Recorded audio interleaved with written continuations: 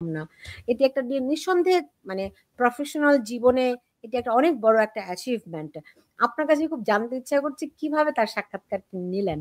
অ্যারেঞ্জমেন্টটা কিরকম মানে আয়োজনটা কেমন ছিল? কিভাবে এটি সম্ভব হলো? না, ধন্যবাদ, ধন্যবাদ। সকলকেই ধন্যবাদ এবং আমার বিশেষ শ্রদ্ধা নুরুন ভাইকে। উনি এখানে আছেন, শ্রদ্ধেয় ব্যক্তি। প্রথম কথা যেটা সেটা হচ্ছে যে আপনার যে অন্তর জ্বলে পুড়ে যাচ্ছে, আশা করি যদি শেখ হাসিনা ইন্টারভিউটা দেখেন তিনি নিশ্চয়ই ব্যাপারে ভবিষ্যতে একটা প্রতিক্রিয়া দেবেন আপনাকে একটা চমৎকার ইন্টারভিউ দিয়ে। আমি সেটা আশা করছি এবং সেখানে আমার অন্তর জ্বলে পুড়ে যাবে না। আমি চাইবো যে আমার একজন কলিগ তিনি এরকম একটা সাক্ষাৎকার পান, সে বিষয়ে কোনো সন্দেহ আমার কোনো, তাকে সহযোগিতা করতে পারলে খুশি হতাম। দ্বিতীয়ত হচ্ছে যে যেটা প্রশ্নটা কিভাবে হলো, সেটা ঘটনা যে অনেক কাল ধরেই চেষ্টা করছিল যে কিভাবে তার একটা মন্তব্য পাওয়া যায়, সব পাওয়া যায়, কিন্তু যে কোনো কারণেই হোক সেটা হচ্ছিল না। যখন তিনি দেখলাম আন্তর্জাতিক গণমাধ্যম, বিদেশি পশ্চিমা গণমাধ্যম তারা যখন সাক্ষাৎকার নিলেন এবং সেটাকে যখন তারা প্রকাশও করলেন, রয়টার্স, ইন্ডিপেন্ডেন্ট লন্ডনের, তৃতীয় আরেকটি এই মুহূর্তে নাম হয়তো আমার মনে পড়ছে না, কিন্তু তৃতীয় তিনটি তিনি আন্তর্জাতিক গণমাধ্যমে সাক্ষাৎকার দিয়েছে, পশ্চিমা গণমাধ্যমে যদি আরো স্পেসিফিক্যালি বলতে হয়।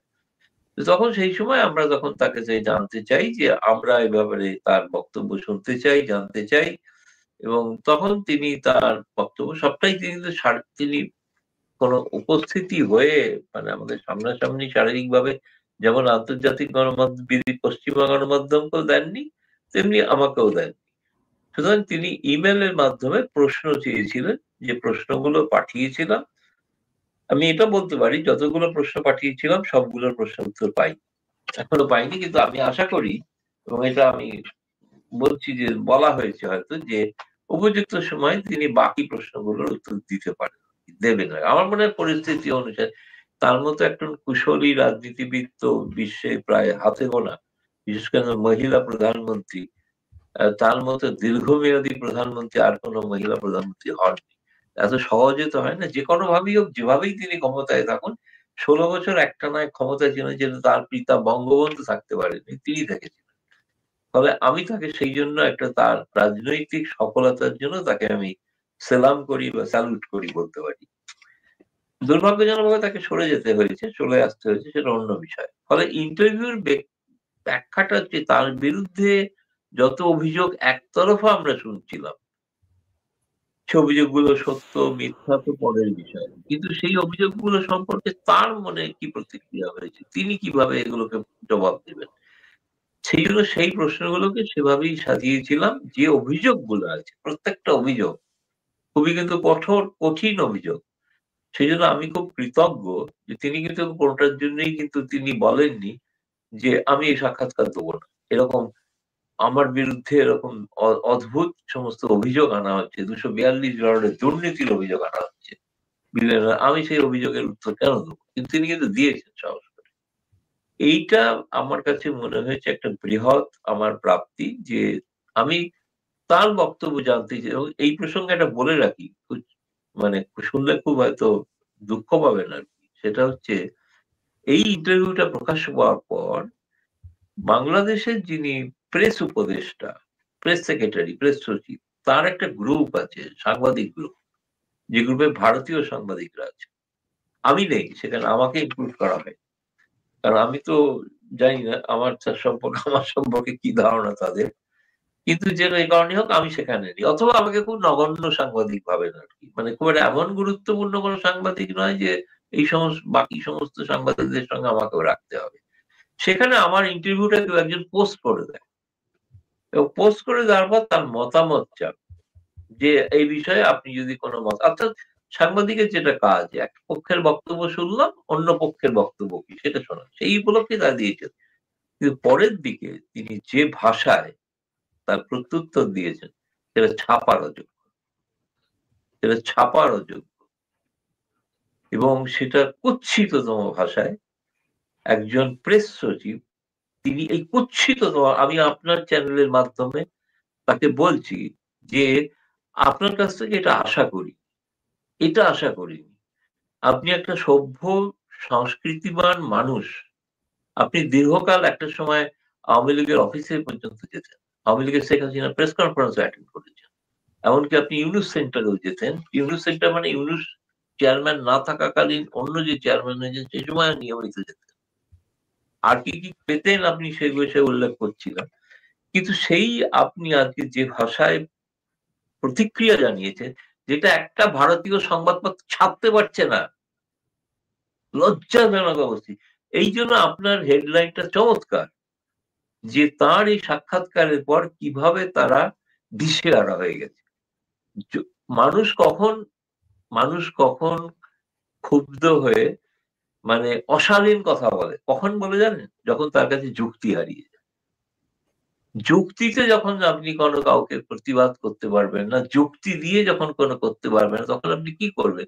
হয় তাকে শারীরিকভাবে প্রহার করবেন, অথবা এমন কোনো কথা বলবেন যে কথাগুলো হচ্ছে স্বাভাবিক কথা নয়, অর্থাৎ আপনার ক্ষোভ, রোষ, হতাশা সবটা প্রকাশ হয়ে যাচ্ছে।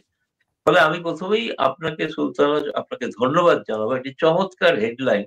আপনি কিছু না জেনেই হয়তো করেছিলেন, না কিন্তু আমি আমি বলছি যে প্রতিক্রিয়া আমি দেখেছি, সেই প্রতিক্রিয়াতে আজ মনে হচ্ছে আপনার হেডলাইনটা, শিরোনামটা, আজকে এই লিঙ্কটা পাঠিয়ে দেবেন, আমি তাকেও পাঠিয়ে দেবো লিঙ্কটা, যে আপনি দেখুন আপনার কারণে আজকে নিউজ, যিনি কিছুই জানতেন না তিনি এরকম একটা হেডলাইন শিরোনাম করে বসে আছে। না, পরের ওনারা প্রশ্ন করুন, আমি পরের প্রশ্ন শুরু করবো। ওই শফিকুল আলমরা তো তাদের কিছু পোষা সাংবাদিক আছে, তাদের শিখিয়ে দেয় কিছু প্রশ্ন, কিংবা যেসব প্রশ্ন তাদের জন্য উত্তর দেয়া কমফোর্টেবল সেই রকম প্রশ্নগুলি তারা গ্রহণ করে। তারা অন্য কোনো সাংবাদিককে সেখানে অ্যালাউ করে না। আমি প্রোগ্রামে আছি। তারা মানে ও কেউ ও ভিন্ন রকম, তাদের জন্য একটু অস্বস্তিকর প্রশ্ন হতে পারে, এরকম প্রশ্ন করলেই তাকে ফ্যাসিস্টের দোসর আখ্যায়িত দিয়ে এক ধরনের মব, একটা একটা ঘরকোনা করে রাখা যাকে বলে, বুঝছেন? এরকম একটা পরিস্থিতি তারা বাংলাদেশের সাংবাদিকদের জন্য সৃষ্টি করেছে। এই নিউ ইয়র্কে যখন ডক্টর ইউনুস এসেছিলেন, তখন আমি গিয়েছিলাম তাকে কিছু প্রশ্ন করার জন্য, উত্তর দেননি, বুঝতে পেরেছেন? এবং কোনো প্রশ্নও নিতে চান না, সেই প্রশ্ন কোন রকম দায় সারা। যাই হোক, এরা প্রশ্নকে সাংঘাতিক রকমের ভয় পায়, এবং তারা যে দিশেহারা, এর আগের 3টা সাক্ষাৎকারে দেখেছি তারা খুবই মারাত্মক রকমের অস্বস্তিতে পড়ে গেছে, কোনো উত্তর দিতে পারছে না, কারণ সেগুলো আন্তর্জাতিক মিডিয়া। আমি জানি না আপনাকে কি বলেছে, কিন্তু আমি যতটুকু খবর সে প্রধান উপদেষ্টার দপ্তর থেকে এবং অন্যান্য জায়গা থেকে পাচ্ছি, তারা খুবই বিচলিত বোধ করছে।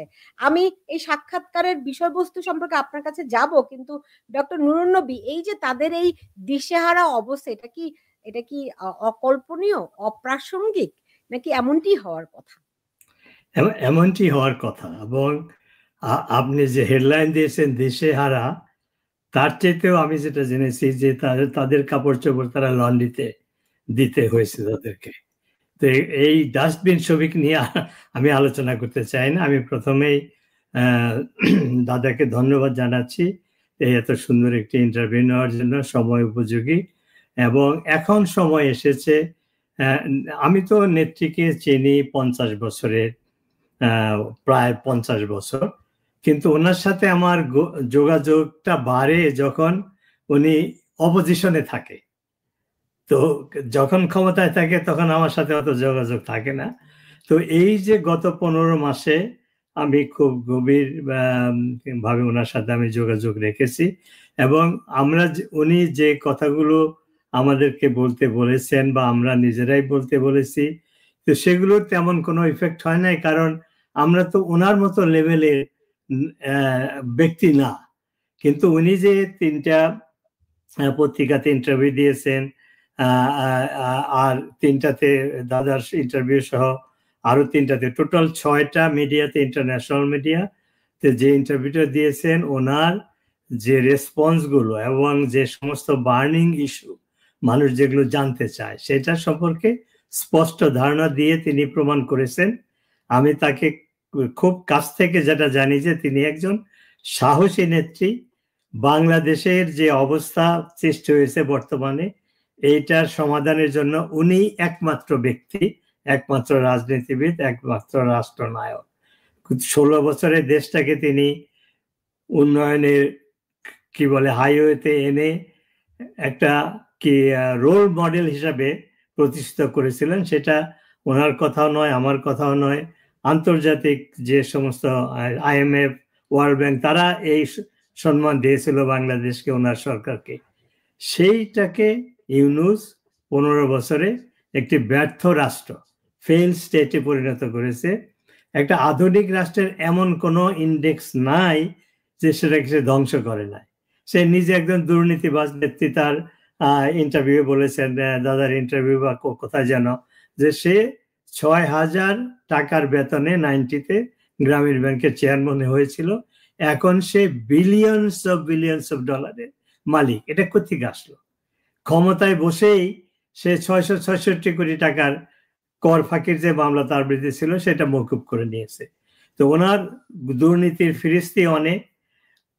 ওএস তাকে বসিয়েছিল, যেটা নেত্রী ডিপ্লোম্যাটিক্যালি এবং রাইটফুলি উনি জবাবটা দেন নাই সরাসরি, কিন্তু বিদেশি ষড়যন্ত্রকারীরা এবং দেশীয় ষড়যন্ত্রকারী তারা তাকে ক্ষমতায় বসিয়েছে। কি বলেছিল জনগণকে, বিশ্ববাসীকে? যে তিনি শান্তির দূত, তিনি একজন হিউম্যান রাইটস অ্যাক্টিভিস্ট বা প্রো হিউম্যান রাইটস। কিন্তু 15 বছরে তিনি প্রমাণ করেছে হিউম্যান রাইটসে বিশ্বাস করে না। 3,200 পুলিশ অফিসারকে হত্যা করা হয়েছিল, তাদের বিচার বন্ধ করার জন্য তিনি ইনডেমনিটি অর্ডিন্যান্স জারি করেছে। আইন শৃঙ্খলার তো নাই বললেই চলে, যে একটা বাংলাদেশকে শেখ হাসিনার সরকার, শেখ হাসিনার নেতৃত্বে একটা শান্তির দেশ হিসাবে প্রতিষ্ঠিত করেছিল। মানুষ সেখানে, বিশেষ করে মহিলারা, আমি তো বিদেশে থাকি, মাঝে মধ্যে বাংলাদেশে যেতাম, মধ্যরাত্রে ঢাকা শহরে মহিলাদেরকে চলাফেরা করতে দিয়ে দেখেছি। উনি ক্ষমতায় এসে মহিলাদেরকে ক্ষমতায়ন করেছেন, এম্পাওয়ার করেছেন, চাকরি বাকরি সমস্ত ফিল্ডে। তারপরে মহিলারা নিশ্চিন্তে চলাফেরা করতে পারতো। ইউনূস এসে মহিলারা দিনের বেলা তো, রাতের বেলা তো দিনের কথা, দিনের বেলাও তারা সিকিউর না, এমনকি তাদের বাসায় ঢুকে তাদেরকে রেপ করা হচ্ছে। অর্থাৎ মহিলাদের রাইটের ব্যাপারে তার মানে কি বলবো, রেকর্ড খুবই খারাপ। তারপরে নেত্রী উল্লেখ করেছেন ওনার এক ইন্টারভিউ, যে ক্ষমতায় এসে হিজবুতুল তাহরির মতো একটা সন্ত্রাসী, যারা বিভিন্ন দেশে তারা সন্ত্রাসী হিসাবে চিহ্নিত, সে তাদেরকে ক্ষমা করে দিয়ে, তাদেরকে জেলখানা থেকে বের করে দিয়ে তারা বাংলাদেশে এখন অভয়ারণ্য পেয়েছে, যেখানে সেখানে মিটিং করে, তাদের সেই ব্যানার তারা ক্যারি করে যে খিলাফত প্রতিষ্ঠা করবে। এবং অনেক আল কায়দা অ্যাফিলিয়েটেড সংগঠন, তারাও বাংলাদেশে আজকে ইউনূসের সমর্থনে তারা আত্মপ্রকাশ করেছে। তারা নেত্রী উল্লেখ করেছে তার ইন্টারভিউয়ে, যে বিশেষ করে ওয়ালে কতগুলো ইম্পর্টেন্ট শব্দ ব্যবহার করেছে, যে এই সন্ত্রাসীরা বাংলাদেশের সমাজের সর্বস্তরে তারা ঢুকে গেছে, তারা মানুষকে ভয় দেখাচ্ছে, ইনফ্লুয়েন্স করতেছে। তো এই সমস্ত কাজের পরে তার নেত্রীর যে আত্মপ্রকাশ বিশ্ব মিডিয়াতে, ওয়েস্টার্ন মিডিয়াতে, যারা তার সমর্থক ছিল, যারা তাকে, তার একটা ইমেজ, শান্তির দূত, একটা নোবেল লরিয়েট, সেই ইমেজটাকে আমরা খোলার চেষ্টা করেছিলাম, আমরা যারা ওনার সমর্থক অ্যাক্টিভিস্ট, আমরা পারি না। কিন্তু উনি এই 6টা ইন্টারভিউয়ের মাধ্যমে ইউনূসের মুখোশটা করে ফেলেছে। তিনি, আমি যেটা সবসময় বলি, যে সে শান্তির দূত না, সে অশান্তির দূত। সে হিউম্যান রাইটস ভায়োলেট করেছে, ইকোনমি ধ্বংস করেছে। নিউ ইয়র্ক টাইমস হেডলাইন করেছিল যে সে মৌলবাদী সন্ত্রাসীদের স্পন্সর, তাদেরকে। তারপরে সাবকন্টিনেন্টে যে শান্তির বা ভারতের সাথে, ভারত হলো আমাদের চারদিকে একটা বন্ধু রাষ্ট্র। আমি মুক্তিযুদ্ধে ছিলাম, আমি জানি ভারত কিভাবে আমাদেরকে সাহায্য করেছিল। 6,000 ভারতীয় সৈন্য নিহত হয়েছিল, 20,000 ভারতীয় সৈন্য আহত হয়েছিল। আমি গত মাসে যখন দিল্লিতে গিয়েছিলাম, 71-এ যারা যুদ্ধ করেছে এদের 35 জনের সাথে আমার দেখা হয়েছে। এদের বয়স এখন 70 থেকে 85, কেউ লেফটেন্যান্ট জেনারেল, কেউ জেনারেল, কেউ মেজর জেনারেল, ব্রিগেডিয়ার হয়ে রিটায়ার করেছে। তাদের যখন সেই 71-এর কথা তারা বলতেছিল, তারা ইমোশনাল হয়ে গেছিল। তারা আমাকে প্রশ্ন করেছে যে আমরা 4,000 ভারতীয় সৈন্য মারা গেল তোমাদেরকে স্বাধীন করার জন্য, 20,000 সৈন্য আহত হলো, আর যে পাকিস্তানি সেনাবাহিনী তোমাদের 30 লক্ষ লোককে হত্যা করেছে, 2 লক্ষ থেকে 4 লক্ষ মহিলাদেরকে সম্মানহানি করেছে। 1 কোটি লোক ভারতে শরণার্থী এসে আশ্রয় নিতে বাধ্য হয়েছিল। সেই পাকিস্তানি সেনাবাহিনীর সাথে তোমাদের দহরম মহরম আমরা শুনতে পাচ্ছি। ISI-এর অফিসাররা এখন প্রত্যেক ক্যান্টনমেন্ট, বাংলাদেশের প্রত্যেক ক্যান্টনমেন্টে তাদের অফিস। এই কয়েকদিন আগে শুনলাম যে বাংলাদেশ সেনাবাহিনীর যে কমান্ডো অফিস, তার পাশে ISI-এর অফিস। প্রত্যেকটা শহরে তারা ঘুরে বেড়াচ্ছে। আরেকটা নিউজে দেখলাম যে 4000 পাকিস্তানি সৈন্য বিভিন্ন র্যাঙ্কের তারা বাংলাদেশে এসেছে। তাদের র্যাঙ্ক কি, তাদের কোনো ভিসা লাগে নাই, তারা কি উদ্দেশ্য আছে, কিছুই না। তো এই যে অবস্থা, যে ভারত আমাদের বন্ধু রাষ্ট্র, গত 50 বছরে অর্থনৈতিক বিভিন্ন ভাবে আমরা চুক্তি করে আমরা 2 দেশই লাভবান হয়েছে। এরা প্রোপাগান্ডা করতো যে 26 লক্ষ ভারতীয় বাংলাদেশে চাকরি করে। তারা কোথায়? তারা তো একটা লোককেও প্রমাণ করতে পারেনি। তারপরে বলছে যে বঙ্গবন্ধু ভারতের সাথে 25 বছরের কি বলে দাসত্ব চুক্তি করেছিল। বিএনপি সহ জামাত জোট অনেকেই তো ক্ষমতায় এসেছে, 2টো মিলিটারি সরকার ক্ষমতায় এসেছে, কেউ তো সেইটা বাতিল করেনি। তারপরে বলতেছে যে ভারত সরকার যতগুলো চুক্তি অসম, এই 15 বছরে একটাও তো ক্যান্সেল করেনি। তার মানে হলো এটা হলো বাংলাদেশ বিরোধী সরকার, মুক্তিযুদ্ধ বিরোধী সরকার, আমাদের সার্বভৌমত্বের বিরোধী সরকার। নেত্রী সেই কথাগুলো এখন বিশ্ব মিডিয়াতে আনছেন, উনি বলছেন, বিশ্ব মিডিয়া শুনছে। ইউনূসের যারা সমর্থক ছিল, যারা তাকে ক্ষমতায় বসিয়েছে, ডোনাল্ড ট্রাম্প আমেরিকার প্রেসিডেন্ট, সে নিজেই বলেছে গত বছর একটা এজেন্সি থেকে, USAID থেকে $29 মিলিয়ন ডাইরেক্টলি বাংলাদেশে গিয়েছে, $21 মিলিয়ন ভারতের মাধ্যমে গেছে। অর্থাৎ একটা এজেন্সি থেকেই $50 মিলিয়ন তারা ইনভেস্ট করেছে শেখ হাসিনাকে ক্ষমতাচ্যুত করার জন্য। এগুলো তো ফ্যাক্টস, এগুলো তো আমার বা আমাদের নেত্রীর কথা না, এগুলা এই আমেরিকা সরকারই বলতেছে। তুলসী গ্যাবার্ড গত সপ্তাহে বলেছে আমরা রিজিম চেঞ্জের জন্য যে ট্রিলিয়ন ডলার খরচ করেছি অতীতে, সেটা আর করবো না। এটা করে কি লাভ হয়েছে? আমাদের কোনো লাভ হয় না। আর যে দেশে আমরা এগুলো করার চেষ্টা করছি, সেই দেশের জনগণ আমাদের বিরুদ্ধে গেছে, সেখানে সন্ত্রাসী সৃষ্টি হয়েছে, সেখানে টেররিস্ট সৃষ্টি হয়েছে। তো কাজেই আমি নেত্রীকে সাধুবাদ জানাই। ওনার এই ইন্টারভিউ, দাদার প্রশ্ন এবং অন্যান্য প্রশ্নে যে যেভাবে রাষ্ট্রনায়ক উচিত যেভাবে জবাব দিয়েছেন, একজন ম্যাচিউর পলিটিশিয়ান হিসাবে দাদা ঠিকই বলেছেন যে বিশ্বে যে কয়েকজন সার্ভাইভিং রাষ্ট্রনায়ক রয়েছে, শেখ হাসিনা তাদের মধ্যে অন্যতম। একটি মন্তব্য করে আমি শেষ করি, সেটা হলো আমি আগেই বলেছি যে ওনাকে আমি কাছের থেকে দেখেছি যখন উনি ক্ষমতার বাইরে বিপদে, দেখেছি যে ওনার ধৈর্য কত, সাহস কত, এবং ওনার মতো একদম বিচক্ষণ নেতারি বাংলাদেশকে যে ইউনূস যে 100 বছর পিছিয়ে দিয়েছে, সেইখান থেকে টেনে তুলে বাংলাদেশকে আবার সেই জায়গায় প্রতিস্থাপন করার জন্য উনি একমাত্র নেতা বা নেত্রী, এবং বাংলাদেশের জনগণ সেটা বুঝতে পেরেছে।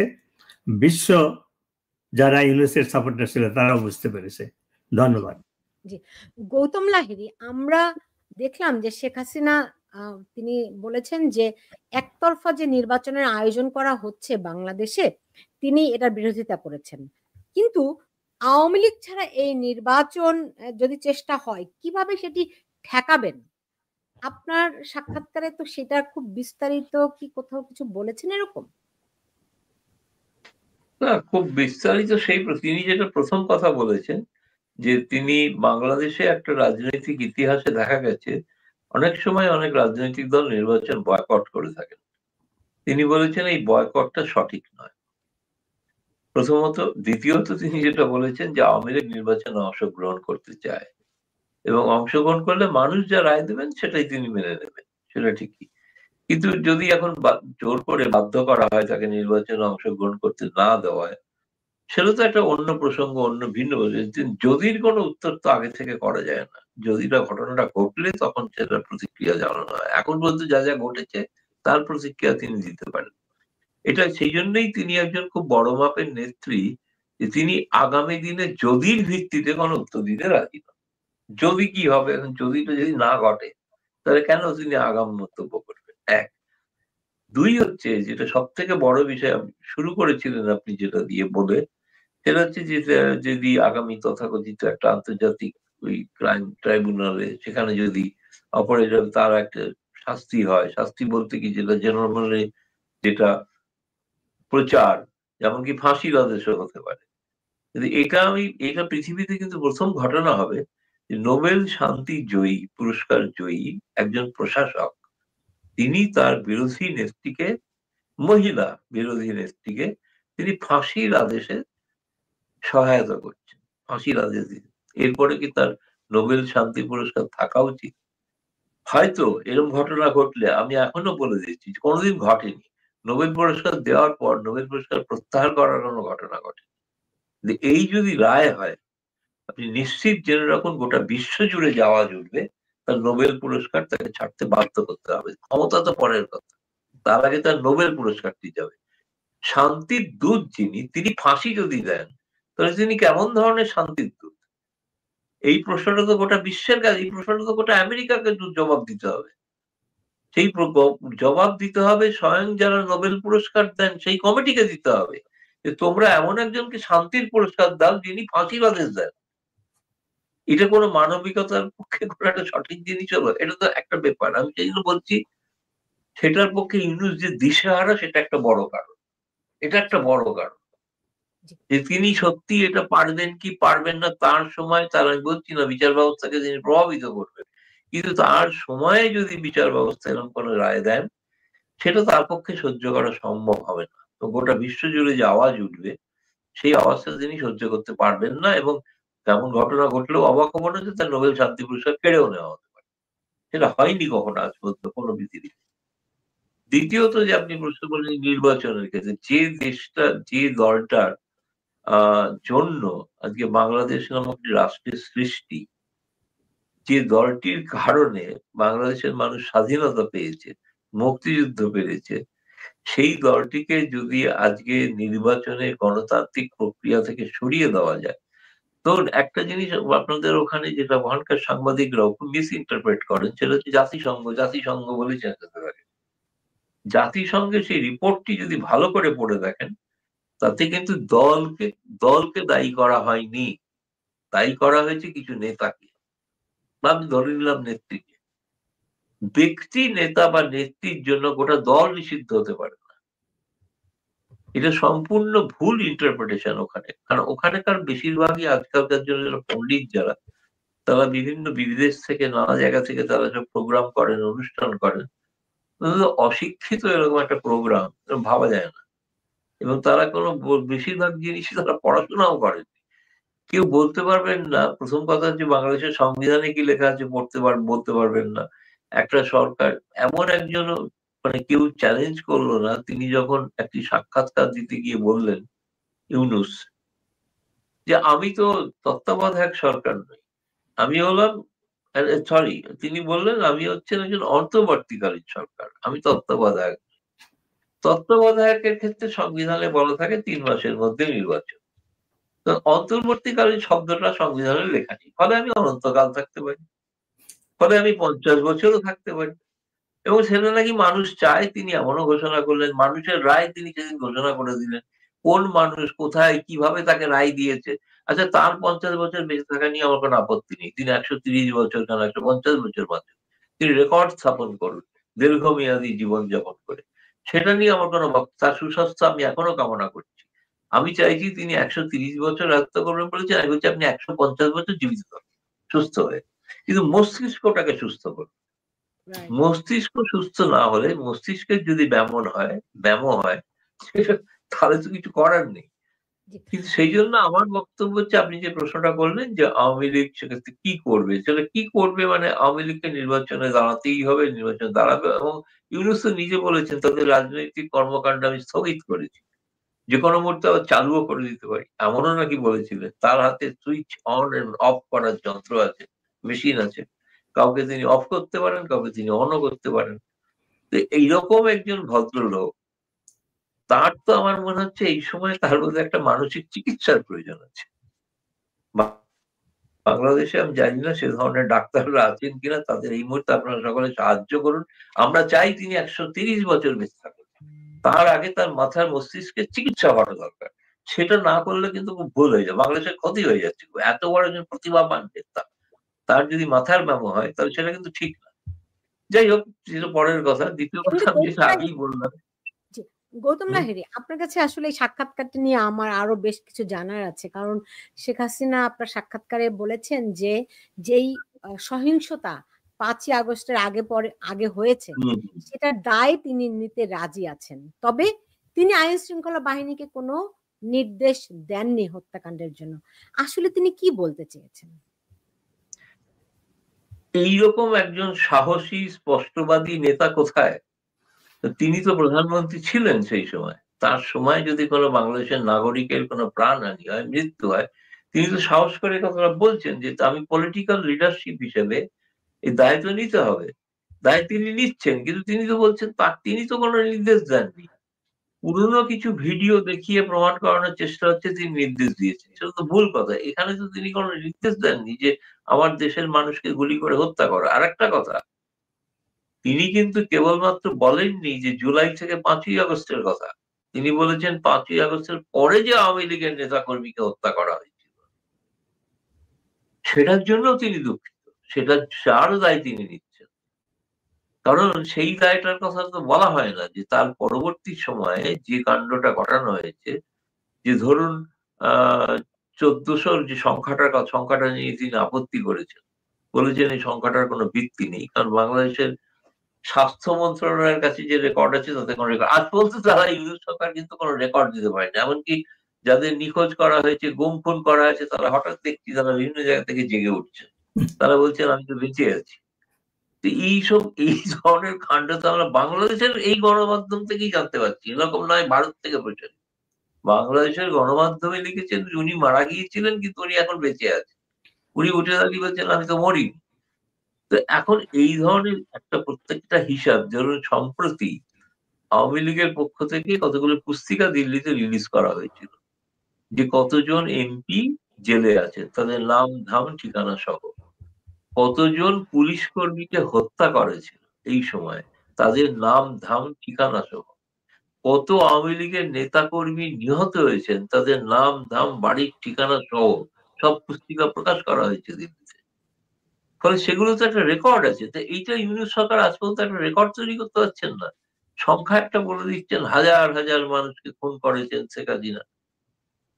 যে ফ্যাসিস্ট শেখ হাসিনা, ফ্যাসিস্ট শব্দের বানানই জানেন না, জিজ্ঞেস করলে বলতে পারবেন না। ফ্যাসিস্ট পদে মাঝখানে সি আছে কি নেই তাও বলতে পারবে না, বানানই জানে না। ফ্যাসিস্ট শব্দটা একটা আর্থিক সংজ্ঞা, সেই সংজ্ঞাটার মানে কি তাও তারা জানেন না, পৃথিবীর ইতিহাসও তারা পড়েন। যে কারণে তারা দিশেহারা, তাদের কাছে জবাব নেই বলে তারা দিশেহারা। তারা জানেন তাদের পায়ের তলা থেকে মাটি সরছে এবং তার মধ্যে যদি মানে যদি সরে না পড়েন তাহলে বাংলাদেশের মানুষ তাদের একদিন বাধ্য করবেন সরে যেতে। সেই দিনটার জন্য তারা হয়তো ভাবছেন যে এরা তো এত লোভী, সহজে ক্ষমতা ছাড়বেন না, সেই দিনটার জন্য অপেক্ষা করে আছে। শেখ হাসিনা যেটা বলেছেন, আপনি যেটা বললেন, আমি সেই প্রসঙ্গে ফিরে আসি। আমার কাছে মনে হয়েছে তিনি এই কথাটা বলে একটা আগের একটি তিনি আন্তর্জাতিক সংবাদ মাধ্যমের সাক্ষাৎকার নিয়ে অনেক বিভ্রান্তি তৈরি হয়েছিল। সেই সাক্ষাৎকারটির হেডলাইন ছিল তিনি হত্যাকাণ্ডের জন্য দুঃখ প্রকাশ করতে ক্ষমা চাইতে রাজি নন। সেরকম তিনি কিছু বলেন। সেইটাকে তিনি বোঝানোর জন্য, সেটাকে সেই বক্তব্যটা যে ভুল ব্যাখ্যা ছিল সেটাকে বোঝানোর জন্য তিনি বলেছেন তিনি তো একজন রাষ্ট্র নায়ক ছিলেন, রাষ্ট্রের দায়িত্বে ছিলেন, ফলে দায় তো তার, ফলে সেই দায়টাকে তিনি অস্বীকার করছেন না। এটা তো একটা খুবই, আমার মতে হচ্ছে এটা কিন্তু খুব কম রাষ্ট্রনায়কের এই ধরনের সাহস আছে এরকম কথা বলার। এটা উনি কিন্তু সেই সাহস দেখিয়েছেন। এটা কিন্তু সকলের বাংলাদেশের মানুষের সেটা কিন্তু ভেবে দেখা উচিত, এটা কেই বা করে। রাইট। আমার কাছে খুব ইন্টারেস্টিং লেগেছে আরেকটা জিনিস, ডক্টর নবী, আমি আপনার কাছে ফিরছি এই বিষয়টা নিয়ে, যে তিনি যে এই সরকার প্রধান হিসেবে, রাষ্ট্রপ্রধান হিসেবে যে দায়টি নিলেন, এটি নিয়ে আপনার কাছে ফিরবো। কিন্তু গৌতম লাহিড়ীর কাছে আরেকটি বিষয় জানা আছে যে দ্য নিউ ইন্ডিয়ান এক্সপ্রেসে আপনি যে সাক্ষাৎকারটি নিয়েছেন, এইখানে শেখ হাসিনাকে প্রধানমন্ত্রী হিসেবে উল্লেখ করেছেন। এটি কি আপনার পত্রিকার নাকি ভারত সরকারের অবস্থান? না, ভারত সরকারের অবস্থান। তার কারণ হচ্ছে যে আমি আমার এই প্রশ্নটাতে করা ছিল, যেটা তিনি তখন উত্তর দেননি। তিনি তো তিনি তো প্রকাশ্যেই এর আগেও তিনি নানা রকম কর্মী সম্মেলনের ভাষণে তিনি বলেছেন তিনি তো পদত্যাগ করেননি। তিনি তো পদত্যাগ করেননি মানে কি, তিনি পদত্যাগ করার সুযোগ পাননি। তাকে তার আগেই দেশ ছেড়ে চলে আসতে হয়েছিল। রাষ্ট্রপতির কাছে গিয়ে তো পদত্যাগ করতে হয় কাউকে। তিনি যদি সেটা না করে থাকেন, তা আজকে তিনি হচ্ছেন সেই সাংবিধানিক অর্থে তিনি প্রধানমন্ত্রী, সাংবিধানিক প্রধানমন্ত্রী। আমি তাকে বলছি না পলাতক প্রধানমন্ত্রী, আমি বলছি তিনি সাংবিধানিক প্রধানমন্ত্রী, কারণ তিনি সংবিধান মতো ভাবে তিনি পদত্যাগই করেন। আর বাংলাদেশের নতুন কোনো প্রধানমন্ত্রীর দায়িত্বও নাই, তবে প্রধানমন্ত্রী পদটা এখনো খালিই আছে সেই অর্থে দেখতে গেলে বাংলাদেশে। কিন্তু তিনি খালি আছে এই অর্থে যে তিনি তো প্রধানমন্ত্রী, বলে খালি তো নেইও। সেই কারণে আমি বলছি ভারত সরকার তার একটা জবাবে স্বাভাবিকভাবে বলেছিল যে তিনি প্রাক্তন প্রধানমন্ত্রী। তাকে তো প্রধানমন্ত্রী হিসাবে জোর করে যদি স্বীকার করে নিতে হয়, তাহলে তো ভারতের কাছেও প্রশ্ন আসতে পারে আন্তর্জাতিক দিক থেকে, একজন প্রধানমন্ত্রীকে আপনি কি করে আশ্রয় দিয়ে রেখেছেন তিনি যদি প্রাক্তন না হন। সুতরাং কিন্তু সেটা টেকনিক্যাল বিষয়, সেটা খুব গুরু বিষয় কিছু না। এতদিন তিনি আছেন, 15 মাস ধরে আছেন, সসম্মানে আছেন, এবং খুবই ভারত সরকারের। তিনি তো আরেকটি ইন্টারভিউতে যেটা তিনি স্বীকার করেছেন, যেটা আমাকে বলেননি, বা তার একটি ইন্টারভিউতে বলেছেন যে আমি কৃতজ্ঞ ভারতের মানুষের প্রতি, তারা যে আমাকে আবার আশ্রয় দিয়েছেন, যেমন 75 থেকে 81 সালে দিয়েছিলেন, কিংবা 71-এ যেরকম 1 কোটি বাংলাদেশি মানুষকে আশ্রয় দিয়েছিলেন। সেই ভাবনাটা তার সেই কথার মধ্যে দিয়ে কিন্তু প্রতিফলিত হয়েছে। জি জি, ডক্টর নবী, আপনিও আমাকে সবসময় বলেন যে ভারতে তিনি প্রধানমন্ত্রীর মর্যাদা নিয়েই আছেন, সেই প্রোটোকলেই আছেন। বিষয়টিকে একটু ব্যাখ্যা করবেন? আজকে যখন আমি এমনি তো ওনার সুরক্ষা, তারপরে ভারত বাংলাদেশ থেকে উনি যখন প্লেনে আসেন সেটাকে এন্ট্রি দেওয়া, এগুলো তো প্রটোকলের মধ্যে পরে বলেই তো তিনি ওইভাবে সসম্মানে ভারতে এসেছেন এবং সুরক্ষার ভিতরে আছেন। আমি একটা ছোট্ট ঘটনা উল্লেখ করতে পারি, সেটা হলো আমি দিল্লিতে গিয়ে ওনার সম্পর্কে ভারতীয় একজন অফিসারকে একটা কোয়ারি করেছিলাম। তো সেইটার উত্তরে সেই অফিসার আমাকে লিখেছে, HPM, Honorable Prime Minister advised me to send you this response. এই ঘটনাটা আমি শেয়ার করতে পারি। এর অর্থটা কি? অর্থটা আমার মানে এমনি আপাত দৃষ্টিতে আমরা যেটা দেখি, এবং উনি যেভাবে কথা বলছেন, ভারত সরকার তাকে, দাদা যেটা বললেন, টেকনিক্যালি হোক আর নন টেকনিক্যালি হোক, উনি প্রধানমন্ত্রীর সম্মানই পাচ্ছেন, সেই প্রোটোকলই পাচ্ছেন। এটা প্রতীয়মান, এটাতে কোনো সন্দেহ নাই। এখন এটা নিয়ে ডিপ্লোম্যাটিক বিভিন্ন কারণে বিভিন্ন ব্যাখ্যা হতে পারে, কিন্তু ভারত সরকারের কাছে আমরা ওনার যারা সমর্থক বাংলাদেশের, আমরাও কৃতজ্ঞ যে উনি ওনাকে প্রাণে মেরে ফেলতো এই ষড়যন্ত্রকারীরা, উনি যদি নিরাপদে ভারতে না আসতেন, অথবা তাকে এখন যে অবস্থায় তিনি আছেন সেটা ভারত সরকার যদি সাহায্য না করত। তো আমি আপনার দাদার প্রশ্নের সাথে একটু অ্যাড করতে চাই, সেটা হলো এই সরকারই তো অবৈধ। এই সরকারের যে আইসিটি কোর্টে যে তাকে বিচার করা হচ্ছে সেটাও অবৈধ, এবং এই আইসিটি সৃষ্টি করা হয়েছিল 71-এর যুদ্ধের বিচারের জন্য। বাংলাদেশে তো কোনো যুদ্ধ হয় নাই, কাজেই এদের বিচার এখানে হতে পারে না। তারপরে সেটা তারা এমনভাবে 3টা সংশোধন করে এমনভাবে সেট করছে যে শেখ হাসিনাকে কিভাবে ফাঁসি দেওয়া যাবে। তো কাজেই এগুলো যে রায় আসুক না কেন, আমরা শুনতে পাচ্ছি অলরেডি রায় লেখা হয়ে গেছে, মন্ত্রীরা, অ্যাডভাইজাররা, তারপরে আইসিটি প্রসিকিউটর বলতেছে অমুক তারিখে রায় দেওয়া হবে, অমুক তারিখে। এগুলো তো কোনো একটা নিরপেক্ষ কোর্ট এগুলো বলতে পারে না। তারপরে যে বিচার, এই ইউনূসের সমর্থকরা ক্ষমতায় এসেই সমস্ত বিচারকদেরকে লাঠি দেখিয়ে তাদেরকে বিদায় করে, সব অযোগ্য, কোনো প্রসিডিওরের বাইরে তাদেরকে অ্যাপয়েন্টমেন্ট দেওয়া হয়েছে। অর্থাৎ এই আইসিটি কোর্টের যারা জাজ তারাও অবৈধ, প্রসিকিউটর অবৈধ। প্রসিকিউটর একজন বিতর্কিত ব্যক্তি, সে তার গত আইসিটি 71-এর বিচারের যে আইসিটি, সে ছিল যুদ্ধবিরোধী ডিফেন্ডার, সেখানে সে কোর্টের অবমাননা করেছিল। বিএনপির দুজন সিনিয়র লয়ার তার পক্ষে ক্ষমা চেয়েছিল। তো সে একজন বিতর্কিত ব্যক্তি। তো কাজেই 13 তারিখে কি রায় হলো না হলো ইট ডাজ নট ম্যাটার, কারণ এই সরকার অবৈধ, ইউনূস ক্ষমতায় থাকতে পারবে না। বাংলাদেশের মানুষ জেগে উঠছে, বিদেশের যারা পৃষ্ঠপোষক সমর্থক ছিল তারাও সমর্থক প্রত্যাহার করছে, ইউনূস মাস্ট গো। তখন নেত্রী যে রাষ্ট্রনায়ক কিছু যে কথাগুলো বলতেছে, যে উনি বলতেছে আমি পদত্যাগ করিনি, আমি এখনো বাংলাদেশে প্রধানমন্ত্রী। তারপরেও যদি বাংলাদেশের জনগণ চায় একটা তত্ত্বাবধায়ক সরকার অথবা জাতীয় প্রেসিডেন্টের নির্বাচন আন্ডারে বা কোন নিরপেক্ষ কারো তত্ত্বাবধানে যদি ইলেকশন হয়, আমরা ইলেকশনে পার্টিসিপেট করব। আর এবং বলছে আমরা ইলেকশনের পর আমরা ক্ষমতায় যেতে পারি, বিরোধী দলে থাকতে পারি। অর্থাৎ উনি গণতন্ত্র প্রতিষ্ঠার জন্য, উনি গণতন্ত্রের মানুষ কন্যা, গণতন্ত্র প্রতিষ্ঠার জন্য উনি সারা জীবন সংগ্রাম করেছে।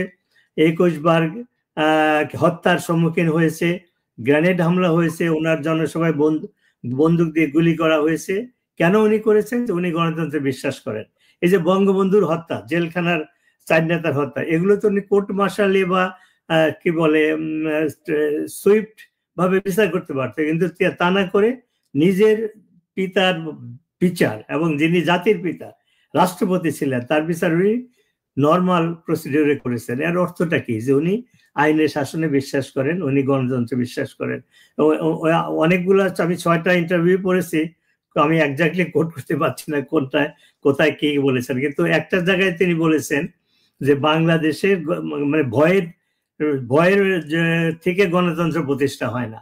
আর আমার অভিজ্ঞতা, মানে ওনার অভিজ্ঞতা, যে আমি দেখেছি বাংলাদেশের মানুষ ভয় পায় না, তারা সংগ্রাম করেই এই পর্যন্ত এসেছে। তো কাজেই উনি যে কথাগুলো বলেছে হয়তো সংক্ষেপে জবাব দিয়েছে। আমার ইন্টারপ্রিটেশন হলো উনি গণতন্ত্রে বিশ্বাস করে, উনি নির্বাচনে বিশ্বাস করে। নির্বাচনের যদি জনগণ তাকে প্রত্যাখ্যান করে অপোজিশনে বসবেন, আর যদি তাকে ক্ষমতা তার দল জয়লাভ করে উনি আবার প্রধানমন্ত্রী হবেন। আরেকটি শেষ কথা আমি বলি এই প্রসঙ্গে, সেটা হলো এই সরকার আওয়ামী লীগকে ইলেকশনের থেকে দূরে সরায় রাখতে পারবে না। আওয়ামী লীগের প্রতিটা কর্মী, বিশেষ করে তৃণমূলের কর্মী, এই যে আপনি শোর আগে বলতেছিলেন, যারা এত কষ্ট করে তারা এই 9-15 মাস যাবত আন্দোলন করছে, তারা ঘুমাতে পারে না, কেউ আখ খেতে ধান খেতে ঘুমাচ্ছে, কেউ নৌকায় ঘুমাচ্ছে। আমার একজন তৃণমূলের কর্মী আমাকে আজকে কল করেছিল, সে প্রতিদিন অলমোস্ট প্রতিদিনই এক বাসা থেকে আরেক বাসায়, এক গ্রাম থেকে আরেক বাসায় গিয়ে ঘুমায়, কারণ ওই বিএনপি জামাতের লোকরা তাকে খুঁজছে, পুলিশ তাকে খুঁজছে। তো কাজেই আওয়ামী লীগকে বাদ দিয়ে ইলেকশন করতে পারবে না। তার কারণ হলো আওয়ামী লীগের সমর্থক ছিল মনে করেন 40-50%, কিন্তু এই 15 মাসের অত্যাচারে জনগণ এখন আওয়ামী লীগকে সমর্থন করে, তাদের সমর্থক অলমোস্ট 70%। তা আপনি 70% লোকদেরকে বাদ দিয়ে ইলেকশন করলে সেই ইলেকশন জনগণ মেনে নেবে না, বিশ্ব মেনে নেবে না। কাজেই এরা যে ষড়যন্ত্রই করুক না কেন, এই যে গতকালকে একটা টকশোতে আমাকে ডেকেছিল, বলছে বিএনপি আর জামাতের দ্বন্দ্ব, কি বলে গণভোট আগে না নির্বাচন আগে। তা আমি যে বলেছি যে এগুলো ইররিলিভেন্ট, কারণ এগুলো সবই ষড়যন্ত্র। ইলেকশন ইউনূস দিবে না। সে তার মতো একটা স্টুপিড না হলে, ব্রেইনে কোনো সমস্যা না হলে 85 বছর বয়সের একজন লোক কিভাবে বলে জনগণ আমাকে বলতেছে 50 বছর ক্ষমতায় থাকার জন্য? মানে এই কথাটা তার মুখ দিয়ে বের হওয়া মানেই তার মাথায় কিছু গন্ডগোল আছে, অথবা লোকটা আসলেই একটা ক্রুক। আমি অনেক টকশোতে পার্টিসিপেট করি, আমার বাবা মা গালি শেখায় নাই, কিন্তু ইউনূসের কথা আলোচনা করতে গেলে আমার গালি দিতে ইচ্ছা করে, কিন্তু আজ পর্যন্ত কোনো গালি দেই না। শুধু এইটুকু বলি, সে দেশদ্রোহী, সে আমাদের সার্বভৌমত্বের বিরুদ্ধে, মুক্তিযুদ্ধ বিরোধী। তার একমাত্র উপায়, তার ক্ষমতা থাকার আকাঙ্ক্ষা হলো সে একজন হিংসাপরায়ণ, প্রতিহিংসাপরায়ণ ব্যক্তি। শেখ হাসিনাকে কিভাবে খতম করতে পারবে, আওয়ামী লীগকে কিভাবে ধ্বংস করতে পারবে, এইটাই তার রাজত্বের, তার শাসনের একমাত্র উদ্দেশ্য। দেশ কোথায় যাচ্ছে, মানুষ কোথায় মরছে, না খেয়ে আছে, ফ্যামিন আসতেছে, এগুলো তার কোনো চিন্তা নাই। তো কাজেই যত ষড়যন্ত্রই করুক, আওয়ামী লীগকে বাদ দিয়ে বাংলাদেশে কোনো নির্বাচন হবে না। এবং শেখ হাসিনার মতো নেত্রী আমরা পেয়েছি, তিনি গণতন্ত্রে বিশ্বাস করেন, তিনি নির্বাচনে যেতে ইচ্ছুক, এবং সেখানে যদি জনগণ তাকে প্রত্যাখ্যান করে উনি অপোজিশনে থাকবে, আর জনগণ যদি তাকে অ্যাকসেপ্ট করে তিনি আবার প্রধানমন্ত্রী হবেন।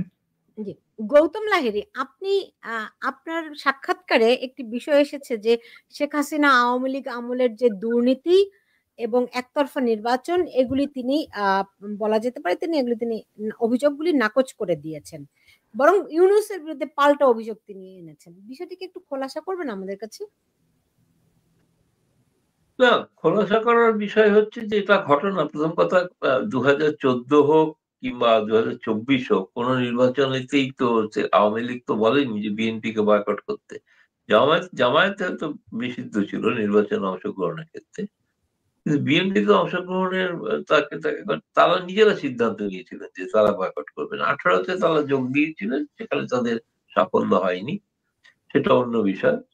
সেই নির্বাচনটা অনেক প্রশ্নবিদ্ধ, কিন্তু এই কারণেই তিনি কিন্তু বলেছেন যে কোনো কারণেই তার পক্ষ থেকে তো তিনি তো নির্বাচনকে বিষাক্ত করার এমন কোনো চেষ্টা তিনি করেননি। যদি কেউ যদি স্বেচ্ছায় এখানে এমন একটা প্রচার করানো হয় যে 2014, 18, 24 সমস্ত নির্বাচনগুলোই হচ্ছে ভাওতা এবং কোন রকম ভাবে তিনি শেখ হাসিনা নিজের জয়, তো বিএনপি কে তাকে বারণ করেনি নির্বাচনে অংশগ্রহণ করতে, তারা তো অংশগ্রহণ করেনি, তাদের নির্দিষ্ট কিছুগুলো দাবি দেওয়া যুক্তি ছিল, যেগুলো অন্য বিষয়।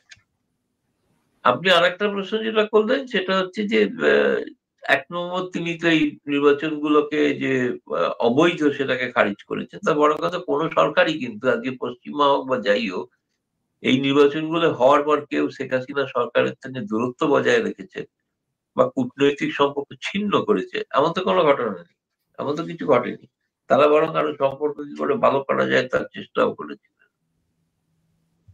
কিন্তু শেখ হাসিনা এখানে যেটা শেষ পর্যন্ত যেটা বলেছেন সেটা হচ্ছে যে যেভাবে মানে তার সম্পর্কে যে প্রচার যেটা করা হয়েছে, সেই প্রচারটা যে অমূলক এবং অযৌক্তিক, সেটাই তিনি। আপনি একটা প্রশ্ন করেছিলেন, আমি সেই প্রশ্নটা একটু হারিয়ে ফেলেছি, যদি আরেকবার রিপিট করেন শেষ প্রশ্নটা।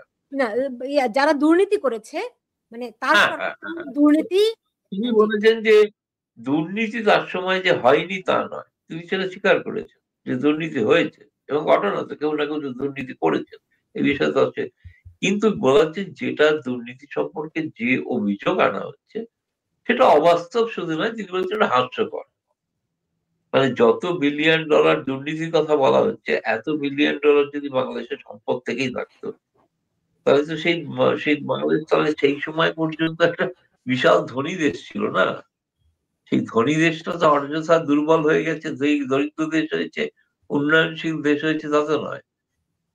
ফলে আমার মনে হয়েছে যে এটা তিনি বলতে চাইছেন যে বড় একই সঙ্গে তিনি কিন্তু ওই প্রশ্নটা তুলে দিয়েছেন যে 1 বছরের মধ্যে ইউনূস সরকার আসার পর, ক্ষমতায় আসার পর তাদের ব্যক্তিগত দুর্নীতি কি, সেটা তিনি এই প্রথম প্রকাশ করলেন। এবং অনেকে হয়তো এর আগে নানাবিধ হচ্ছে সংবাদ ছাপা হয়েছে, কিন্তু প্রধানমন্ত্রী শেখ হাসিনা যখন বলছেন যে ইউনূস সাহেব তিনি 1 বছরের মধ্যে কি কি অবৈধভাবে সম্পত্তি হাতিয়েছেন, সেই যে তালিকাটা দিয়েছেন, সেই তালিকাটা নিঃসন্দেহভাবে ইউনূসকে দিশাহারা করে তুলেছে। তার যে একটা ভাবমূর্তি ছিল, তিনি সৎ ব্যক্তি, তিনি দুর্নীতির বিরুদ্ধে যুদ্ধ করতে চান, জেহাদ করেন, তিনি যে একজন দুর্নীতিগ্রস্ত মানুষ, এইটা শেখ হাসিনা কিন্তু গোটা বিশ্বের কাছে আজকে কিন্তু তার চেহারাটা ফাঁস করে দিলেন, প্রকাশ করে দিলেন। তাতে ইউনূস এবার আমার মনে হয় যে এটা যদি এরপরে শেখ হাসিনা আরো একবার কিছু বলেন, শেষ পর্যন্ত হয়তো গোটা দুনিয়া ইউনূসকে কিন্তু হয়তো পরিত্যাগও করতে পারে। পরিত্যাগ করে তাকে হয়তো আপনাদের ওই ভাষায় যেটা বলা হয় এতিমখানায় পাঠিয়ে দিতে পারে। কারণ তিনি তো মানে অভিভাবকবিহীন হয়ে পড়বেন এরপরে। তার সম্পর্কে যে ধারণা ছিল গোটা পশ্চিমী দুনিয়া, গোটা দুনিয়া আগে হচ্ছে তিনি ক্ষমতায় আসার পর প্রথম দিনের ক্যাবিনেট বৈঠকে সিদ্ধান্ত হচ্ছে তার কোম্পানি কর মুক্ত হবে। এবার হিসাব করুন তো কর কত দিতে হতো আর কত মুক্ত হলো। তিনি সেই 666 কোটি টাকা। হ্যাঁ, এবং সেটা যদি উনি 50 বছর ক্ষমতায় থাকেন তাহলে কত কোটি টাকা হয়? এক, তিনি একটা কোনো ভাবা যায় দেশের কোনো প্রধানমন্ত্রী কোথাও আছে পৃথিবীতে, কোনো রাষ্ট্রপতি যিনি নিজে এমপ্লয়মেন্ট এজেন্সি করেন? এরকম কোথাও আছে? কেউ শুনেছে? কোনো একজন, ট্রাম্পও করেনি এরকম। ইনি এমপ্লয়মেন্ট এজেন্সি খুলছেন, তিনি নাকি বাংলাদেশের বিভিন্ন জায়গায় চাকরি দেবেন, সেই এজেন্সিটা তার। কেউ শুনেছে? তিনি অন্য কাউকে দায়িত্ব দিতে পারতেন, অন্য কেউ করতো, তার ভাইও যদি করতো আমার কোনো আপত্তি ছিল না। তিনি হচ্ছেন এমপ্লয়মেন্ট এজেন্সির মালিক। এটা একটা হাস্যকর এবং সত্যি অদ্ভুত বিষয়। তিনি ব্যাংক থেকে যে ঋণ নিয়েছিলেন সেটা তিনি ফেরত দেননি, সেটা মকুব হয়ে গেল। সেটা কত কোটি টাকা সেটা তো জানেন, সকলেই জানেন, নবী সাহেব তো জানেন ভালো করে অঙ্ক হিসাব করে। সেটাও তিনি ফেরত দেবেন না, সেটাও চলে গেল। তিনি এই যে, এবং তার যে যত কোম্পানি আছে সেই কোম্পানিগুলোকে তাকে কোনো ট্যাক্সই দিতে হবে না। যতগুলো গ্রামীণ ব্যাংক বা গ্রামীণ নামে যতগুলো কোম্পানি আছে, এই লোকটি এই কাজ করেছে এবং সেটা বাংলাদেশের মানুষ কিছু বুঝছে না। তিনি যদি ভেবে থাকেন, তার তো তিনি তো ভুল ধারণায় আছেন না। তার যে চেহারাটা, চরিত্রটা, সেটা গোটাটাই ফাঁস হয়ে গিয়েছে। এবং ঘটনা আমাদের আগামী দিনে তো তার অবস্থা দিশেহারাটা হওয়াটা শুরু হয়েছে এই কারণে। এবং শেখ হাসিনা এতকাল বাদে, দীর্ঘকাল অপেক্ষা করার বাদে এই যে মুখ খুলতে শুরু করেছেন এবং মুখ খুলছেন, আমার মনে হয় আরো বেশি বেশি তার কাছে প্রকৃত তথ্য আছে। তিনি এই তথ্যগুলো গোটা বিশ্বের কাছে প্রকাশ করুন, সবাইকে জানান, তাতে বাংলাদেশের মানুষের কল্যাণ হবে। বাংলাদেশের মানুষ কিন্তু এর থেকে শিক্ষিত হতে পারবে যে তাদের তথাকথিত আন্দোলনের নামে ক্ষমতায় এনেছিল।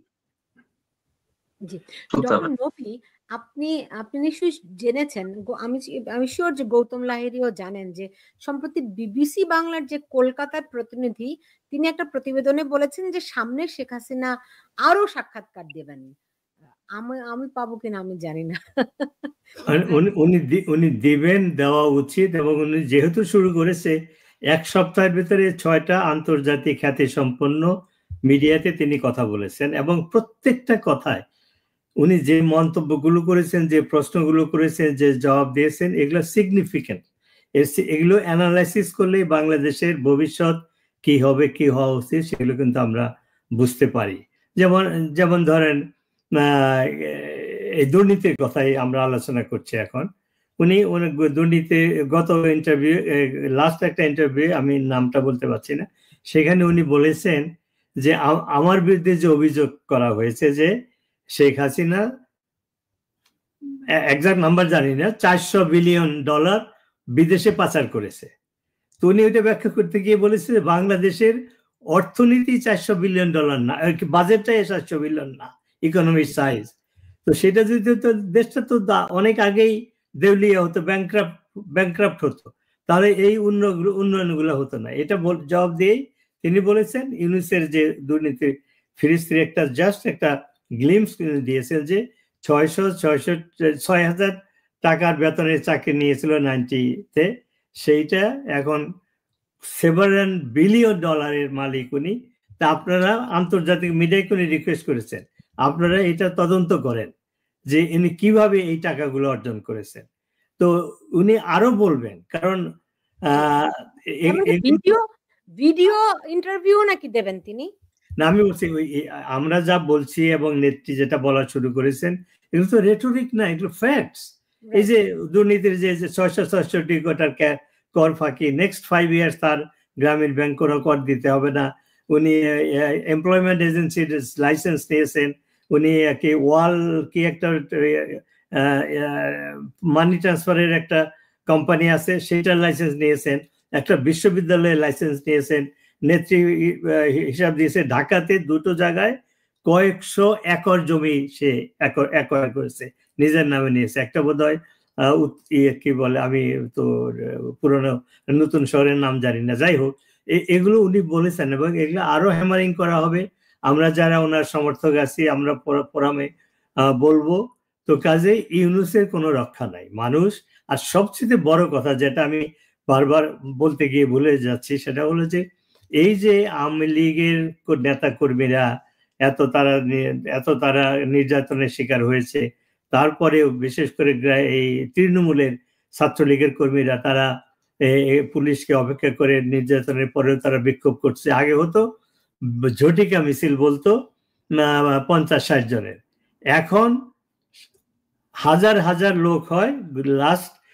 গত সপ্তাহে যেটা হয়েছে, ঢাকা শহরে 40টা পয়েন্টে একই সময়ে বিক্ষোভ হয়েছে এবং ঢাকার বাইরে সারা বাংলাদেশে আরো 60টা মিছিল হয়েছে, টোটাল 100। আর এই যে 13 তারিখে যে প্রোগ্রামটা দিছে, আজকে সকালে আমাকে একজন কল করেছিল যে তাদের কি কি নির্দেশনা আছে, তারা কিভাবে 13 তারিখে কি বলে ওইটাকে বা বিক্ষোভ করবে বা ঢাকা লকডাউন করবে। তো এগুলো যখন আগে হতো তখন এই ছাত্রলীগের কর্মীরাই করতো, কিন্তু এখন এই বিশেষ করে যে ঢাকা শহরে যে 40টা মিছিল হয়েছিল সেখানে 2 জন তৃণমূলের কর্মী পার্টিসিপেট করেছে। তা আমাকে কল করে তারা জানিয়েছে যে আমাদেরকে একটা জায়গায় গিয়ে মিলিত হওয়ার জন্য ইনস্ট্রাকশন দেওয়া হয়েছিল। সেখানে যাওয়ার পথে বাস ড্রাইভার আমাদের কাছ থেকে বাসের পয়সা নেয়নি, রিক্সাওয়ালারা তাদের পয়সা নেয়নি, বিনা পয়সায় তাদেরকে ওইখানে পৌঁছে দিয়েছে। তারপরে বললো কয়েকটা জায়গায় পুলিশ ধাওয়া করেছিল, তখন প্রায় 100-200 বিক্ষোভকারী তাদেরকে সিকিউরিটি আশ্রয় নেওয়ার দরকার হয়ে পড়েছিল। সাধারণ মানুষ তাদের বাড়িতে তাদেরকে আশ্রয় দিয়েছে। 100 জনের একটা গ্রুপকে একটা বস্তিতে তারা আশ্রয় দিয়েছে।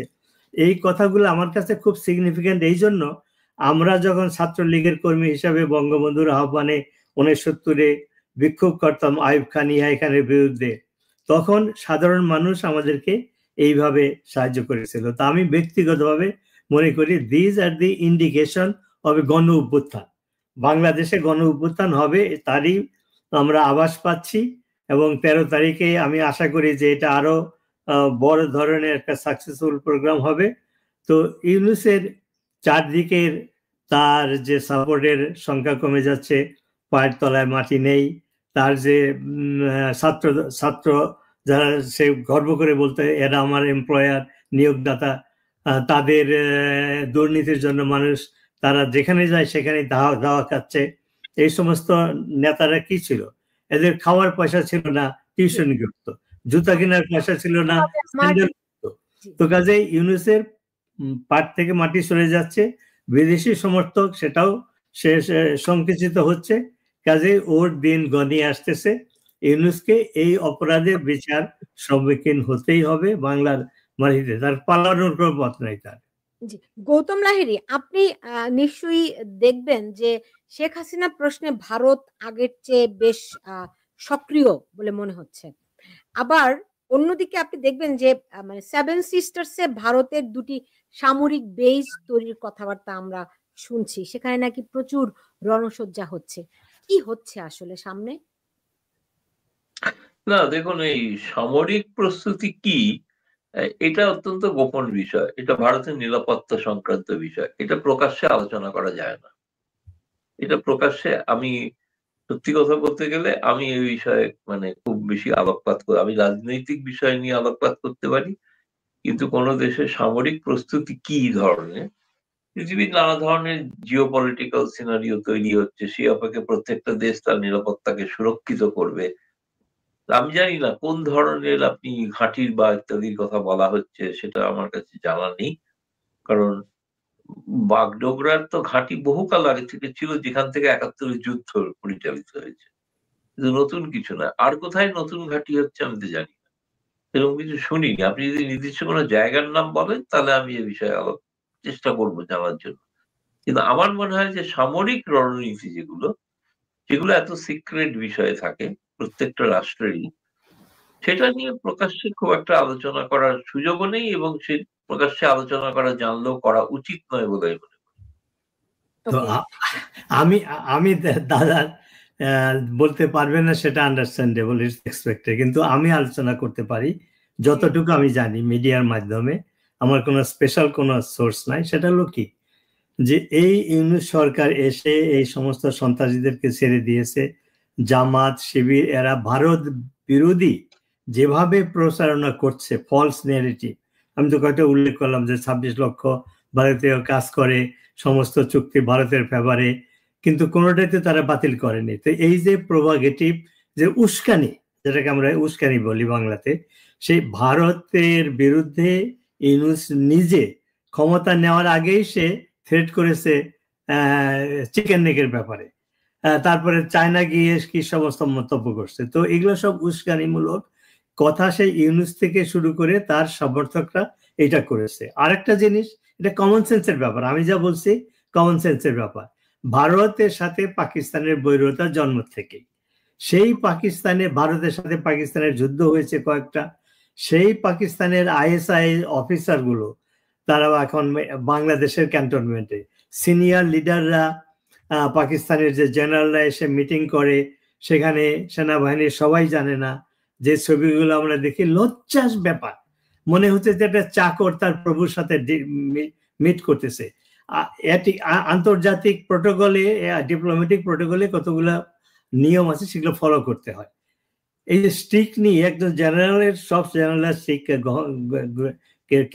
কি বলে ক্যারি করে, কিন্তু একজন মানে একটা মিনিমাম টিকেট হলো যে আপনি যখন কোনো সমপর্যায় বা কোনো বিশিষ্ট ব্যক্তির সাথে কথা বলবেন, আইদার ইকুয়াল ড্রেস পরবেন অথবা আপনি একটা ভদ্র ড্রেস পরবেন।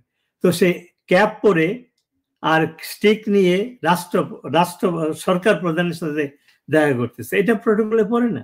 আমাদের সেনা প্রধান ওই জেনারেল, তার হাতে সেই জেনারেলের স্টিক, তার মাথায় ক্যাপ, আর আমাদের ওয়াকার সে এমন ভাবে তার হাত ধরে এসে মনে হচ্ছে ক্ষমা করো প্রভু, এরকম একটা ভাব। তো এই সমস্ত ঘটনা থেকে আমরা কি বুঝতে পারি, ভারতের যে চরম শত্রু, আর ভারত বাংলাদেশকে যেভাবে সাহায্য করেছে, বন্ধুত্বপূর্ণ সম্পর্ক ছিল, সেখানে যদি এই অবস্থাগুলো দেখে ভারত নিশ্চয়ই তাদের আত্মরক্ষার জন্য, কারণ যুদ্ধ এমন একটা জিনিস, আপনি আর্লি প্রস্তুতি নিতে হবে। তো কাজে ভারত যদি কোনো প্রস্তুতি নিয়ে থাকে, এটা ভারতের এই রাইট আছে, এবং সেটা তাদের। আমি শেষ করবো আমার শেষ প্রশ্ন গৌতম লাহিড়ী আপনার কাছে, যে ধরেন ডক্টর ইউনূসের অধীনে কি নির্বাচন হবে, আর মানে বাংলাদেশ প্রশ্নে ভারতের সঙ্গে আমেরিকার কোন রকম সমঝোতা হয়েছে কিনা? না, বাংলাদেশ প্রশ্নে আমেরিকার সঙ্গে কোনো সমঝোতা হয়েছে কিনা এখনো সেগুলো কোনো তার লক্ষণ কোনো স্পষ্ট নয়, ফলে এ বিষয়ে কিছু পরিষ্কার বলা যাবে না। আলোচনা চলছে অবশ্যই। এই মুহূর্তে ভারত এবং আমেরিকার মধ্যে দ্বিপাক্ষিক অনেক যে বিষয়গুলোর সমস্যা রয়েছে, বাণিজ্য সংক্রান্ত চুক্তি, তার আলোচনা চলছে। আর আপনি আজকে তো শুনেছেন যে গতকাল ট্রাম্প কিন্তু বলেছেন যে প্রধানমন্ত্রী মোদীর সঙ্গে তার যে বিরোধ ছিল তার একটা নিষ্পত্তি হতে চলেছে, তিনি এমনকি আগামী বছর ভারত সফরও করতে পারেন, এ কথাও বলেছেন, তিনিই বলেছেন। ফলে এর দ্বারা প্রমাণিত একটা স্বাভাবিকভাবেই একটা সম্পর্ক হয়তো যে শীতলতা ছিল সেটা কাটতে চলেছে। সেটা নিয়ে কোনো ভবিষ্যৎবাণী এখন আমি কিছু করছি না। কিন্তু আর দ্বিতীয় কথা যেটা আপনি বললেন যে এই যে প্রস্তুতির কথা ইত্যাদি কথা যেগুলো বললেন, আমি প্রশ্নটা একটু মানে আরেকবার শুনলে ভালো হয়। ডক্টর ইউনূসের অধীনে নির্বাচন আসলে হবে? ইউনূসের অধীনে নির্বাচন হবে কি হবে না, কারণ ইউনূস তো যতদিন থাকবে ততদিন নির্বাচন দেবেন না। ফলে এই বিষয়ে তো সঠিক যে তার থাকাকালীন নির্বাচন হবে, এটা তো মানে অমূলক একটা কল্পনা আর কি, চিন্তা। তাকে সরাসরি ওই বলছি তো, রাস্তায় নেমে আন্দোলনের মাধ্যমে তাকে না সরাসরি তিনি চড়বেন না, তিনি নির্বাচনও দেবেন না। ফলে ইউনূসের অধীনে কোনো নির্বাচন হবে বলে সন্দেহ আছে, এ বিষয়ে কোনো সন্দেহ তো আছে। আমি একটা অ্যাড করি এই ব্যাপারে, সেটা হলো নেত্রী আগে একটা ইন্টারভিউ দিয়েছেন, সেখানে স্পষ্ট করে বলেছেন ইউনূসের আন্ডারে, ইউনূসের অধীনে আওয়ামী লীগ কোনো নির্বাচনে যাবে না, কারণ সেটা ফ্রি অ্যান্ড ফেয়ার হবে না, ইনক্লুসিভ হবে না। আর আমরা যেটা আলোচনা করছি যে সে তো নির্বাচন না দেওয়ার জন্য গত 15 মাসে বহু ষড়যন্ত্র করেছে, যখন একটা ব্যর্থ হয় একটা নতুন ফোন দিয়ে আটে। তো কাজে ইউনূস নির্বাচন দিবে না, যদি দেয়ও সে তো আওয়ামী লীগকেও তার যে ডাস্টবিন শফিক বলেছে, যে তারপরে আইনমন্ত্রী বলেছে, আইন উপদেষ্টা বলেছে যে আওয়ামী লীগের, ইউনূস যদিও বলেছে আমেরিকাতে এসে যে তাদেরকে আমরা বাতিল করি না, কি বলে নিষিদ্ধ করি নাই, শুধু অ্যাক্টিভিটি করেছে, কিন্তু তার পরপরই তার এই ডাস্টবিন শফিক এবং আইনমন্ত্রী বলেছে যে আওয়ামী লীগের উপর থেকে কোনো নিষেধাজ্ঞা কখনো উড্র হবে না। তার মানে এই সরকার আওয়ামী লীগকে ইলেকশন করতে দিবে না, আওয়ামী লীগ ছাড়া নির্বাচন হলে সেটা অবৈধ হবে। আর যদি হয়ও সেটা যে সরকারই আসুক সেই সরকার 6 মাসে বেশি টিকতে পারবে না। তার মানে ইউনূসের আন্ডারে ইলেকশন হওয়াটা কোনো বৈধ না। সেজন্য আমি প্রতিটি টকশোতে যে কথাটা বলি, বাংলাদেশের এই বর্তমান অবস্থার সলিউশন হলো ইউনূস সরকারের পতন। সেটা যেভাবেই হোক, সেটা গণ অভ্যুত্থানের মাধ্যমেই হোক অথবা সামরিক কুর মাধ্যমে